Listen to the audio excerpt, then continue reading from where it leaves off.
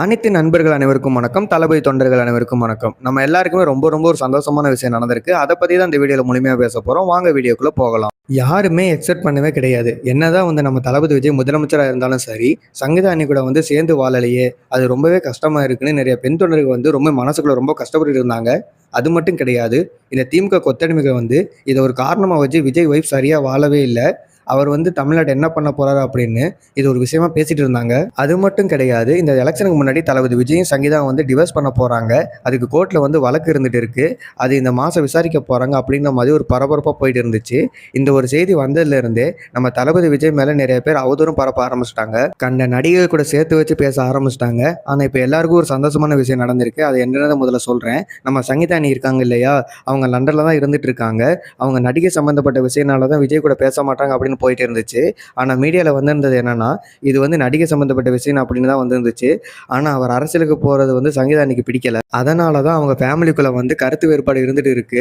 ஆனா இன்னைக்கு அவர் சிஎம் ஆயிட்டாரு. ஸோ தளபதி ப்ரூவ் பண்ணிட்டாரு. ஸோ சின்ன சின்ன மிஸ் அண்டர்ஸ்டாண்டிங், ஈகோ திங்ஸ் தான். ஆனா இப்ப வந்திருக்க தகவல் என்னன்னா, நம்ம தளபதி விஜயோட அம்மா சோபா சங்கீதா கிட்டையும் தளபதி விஜய் கிட்டையும் பேசியிருக்காங்களாம். 2 பசங்க ஆயிட்டாங்க, பெரிய பிள்ளைங்க ஆயிட்டாங்க, அவங்களுக்காக நீங்க வாழணும், முன்னுதாரணமா இருக்கணும் அப்படின்ற மாதிரி 2 பேர்ட்டையும் பேசி சமாதானம் பண்ணிட்டாங்களாம். அது மட்டும் கிடையாது. இப்போ வந்திருக்க ஒரு சந்தோஷமான விஷயம் என்னன்னா, நம்ம சங்கீதா அண்ணி இப்போ நீலாங்கரை வீட்டில் நம்ம தளபதி விஜய் கூட தான் வாழ்ந்துட்டு இருக்காங்களாம். அது மட்டும் கிடையாது. தளபதியோட பர்த்டே அப்படிங்கிறது ஜூன் 22 வரப்போகுது இல்லையா. நம்ம சங்கீதா அண்ணியும் நம்ம விஜயும் ஒன்றா இருக்கிற மாதிரி ஃபோட்டோ இல்லை வீடியோ வெளியாங்க அப்படிங்கிற மாதிரி தகவல் சொல்லிட்டு இருக்காங்க. ப்ரோ கதை விடுறீங்களா அப்படின்னு நீங்கள் கேட்கலாம். பெரிய நியூஸ் ஆர்டிகல்ஸ் போட்டிருக்காங்க. ஸோ ஆசியா நெட் இருக்காங்களா, அவங்களும் வெப்சைட்டில் போட்டிருக்காங்க. ஸோ சமயம் தெரியும் இல்லையா, அவங்களும் போட்டிருக்காங்க. இவங்கெல்லாம் நல்ல சோர்ஸ் வச்சுருக்காங்க. அது மட்டும் கிடையாது. தளபதி நெருங்கிய சைட்லேருந்து இது போல் தகவல் தான் வந்துட்டு இருக்கு.